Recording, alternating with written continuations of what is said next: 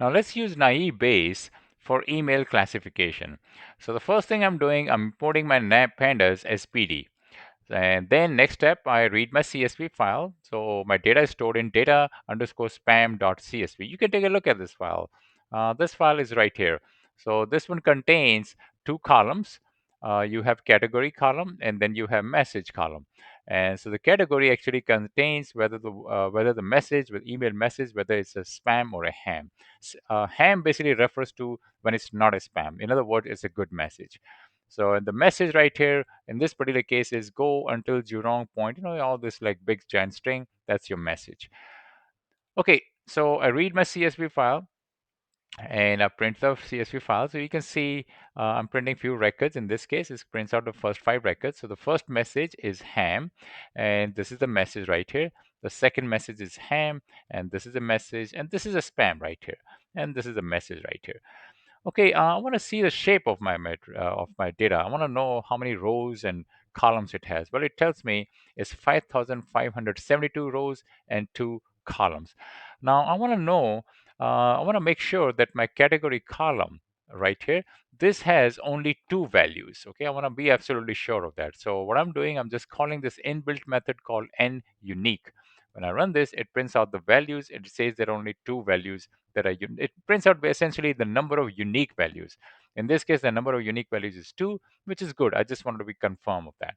So let's convert our string spam. Okay, I'm going to convert the string spam to 1 and the string ham to 0. And I'm also create another column called spam. And this column will contain 1 and 0. So I'm applying this method right here. And what this method does is that if your category contains the word, a column category contains the word spam, is going to be putting 1 over there, otherwise it's going to put 0. So I run this, and as you can see, it creates a new column called spam.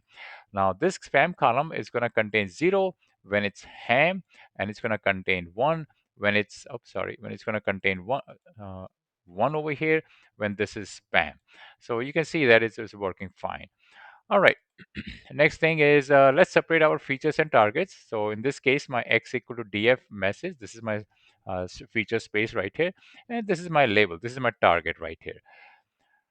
Then let's split our data into training and testing. So I'm calling this method train test split, and I'm passing my x to it, and I'm also passing y, and I'm also specifying my test size. I'm saying the testing size should be 20%. So run this, and it creates this x train, x test, y train, y test to that. I want to know the shape of my training data set. How many records are there? And there are 4,457 rows in it. And let's take a look at the test data set. Let's see the shape of that. In this case, it tells me it's 1,115 records inside your test data set.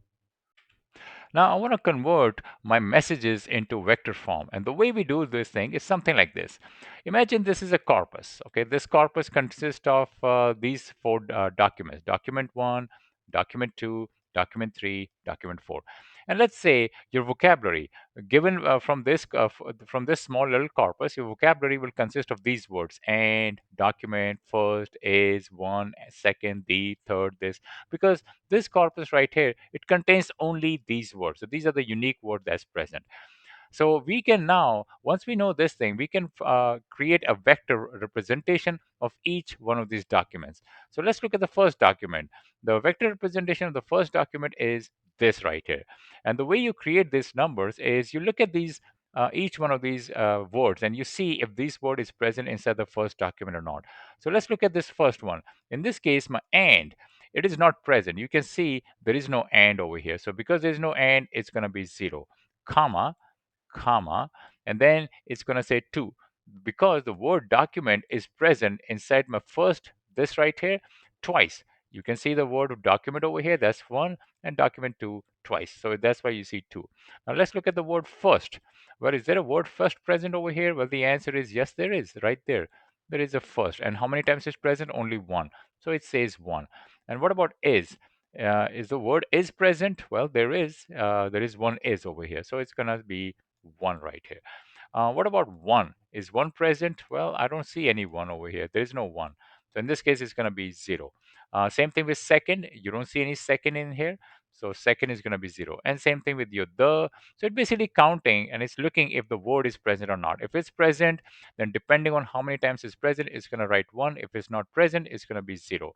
So the doc 1, which is document 1, the vector representation of this is something like this. Same thing with your document 2, the vector representation would be like this. So this is how you create a vector representation of your email.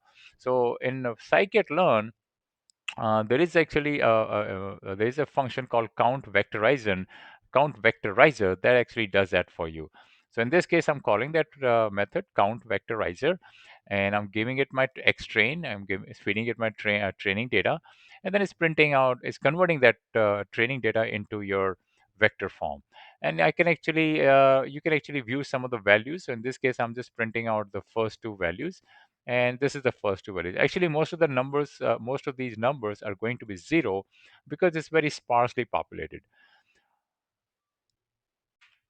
Now, naive Bayes classifier, they're categorized based on the type of data they handle. So there is a Bernoulli naive Bayes. This one is designed when your data has binary or Boolean feature. Then you have multinomial naive Bayes. This works when your data is discrete in nature. And on the third one is your Gaussian naive Bayes. This is when your data is continuous in nature. In our case, we're going to be using multinomial naive Bayes because this one actually is good for discrete data, and our data is discrete.